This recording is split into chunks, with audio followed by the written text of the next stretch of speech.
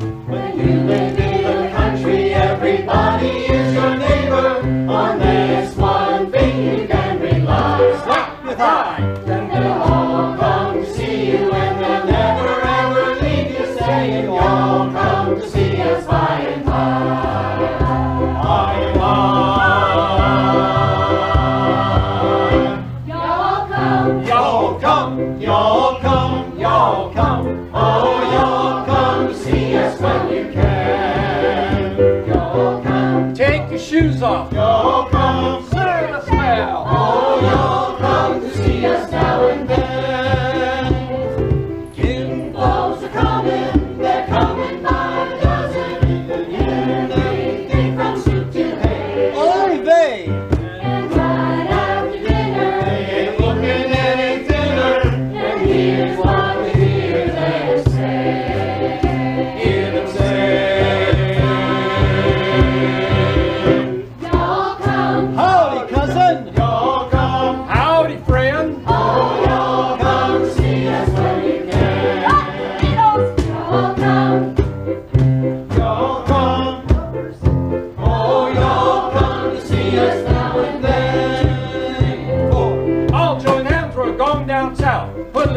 Shine in your mouth, there's a chicken in the bread pan, pick it out dough. Come on boys, don't be slow. Grab your partner, pat her on the head. If she don't like biscuits, give her cornbread. Grab your shoes and tie your laces. Come on boys, we're going places.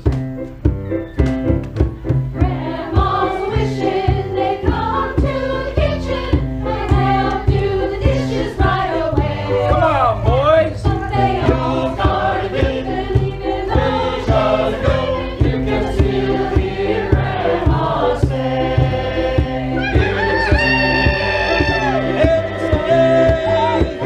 y'all come, y'all come, oh y'all come to see us when you can.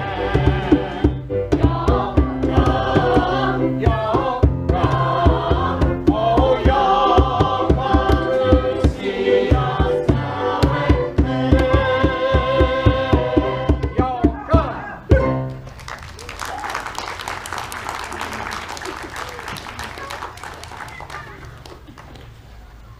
And now for your listening enjoyment, the Chicken Mash Singers showcasing our very own cousins Chrissy and from New York City, New York, cousins Lucy Ricardo. Oh, Ricardo. Okay.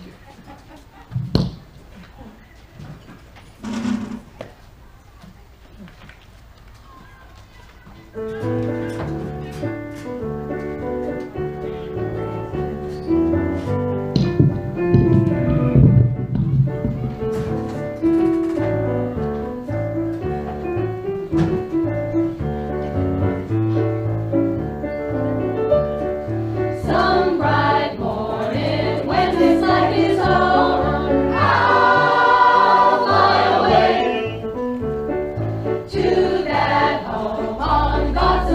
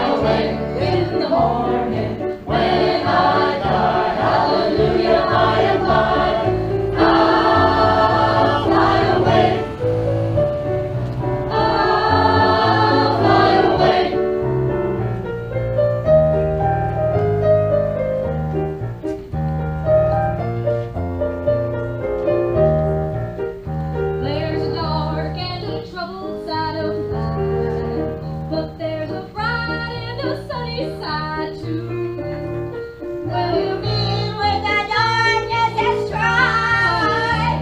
The sunny side cold and blue. Keep on the sunny side, always on the sunny side. Keep on the sunny side of life. It will help us every day, it will brighten all the way. If we keep on the sunny side of life.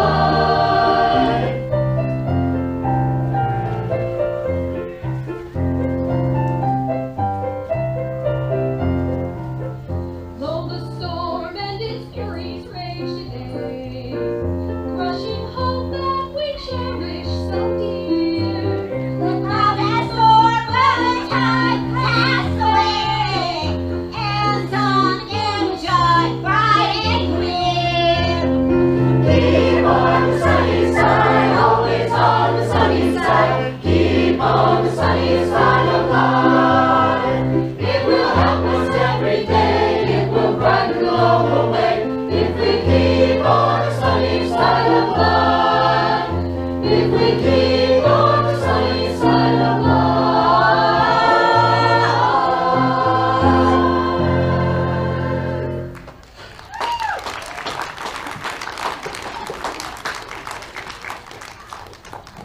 Now, Cousin Chrissy, you need to come back here.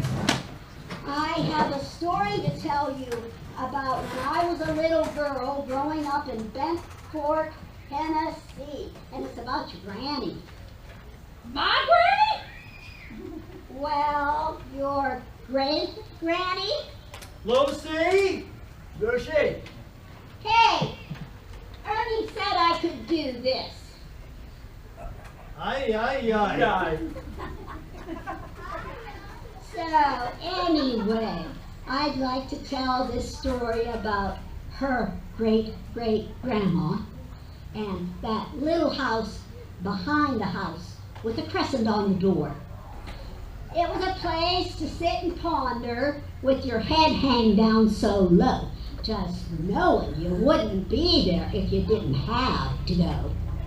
Ours was a 3-holer with a size for everyone, and you left there feeling better after the job was done.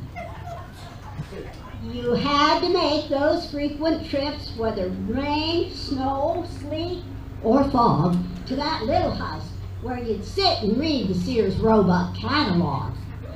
Often in the dead of winter, that seat was covered with snow.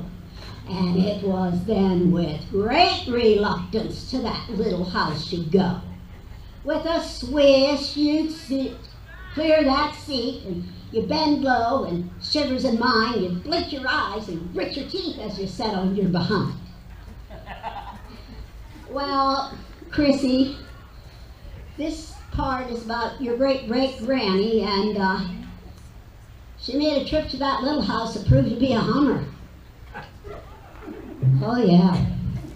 It was the same day my pappy, now, Chrissy, that be Elmer, your second cousin Christ twice removed? Well, my pappy had just finished painting the kitchen green, and he just cleaned up that mess he made with rags and gasoline, and he tossed them rags in the shanty hole, and he went on his usual way, not knowing that by doing so he'd come to rue the day. Now, your great-great-granny, she had this urgent call, and to the outhouse we seen her scurry, but getting there on time seemed to be her only worry. Well, she settled herself down on that middle seat, and both feet on the floor, she filled her pipe with tobacco and struck a match on the outhouse door.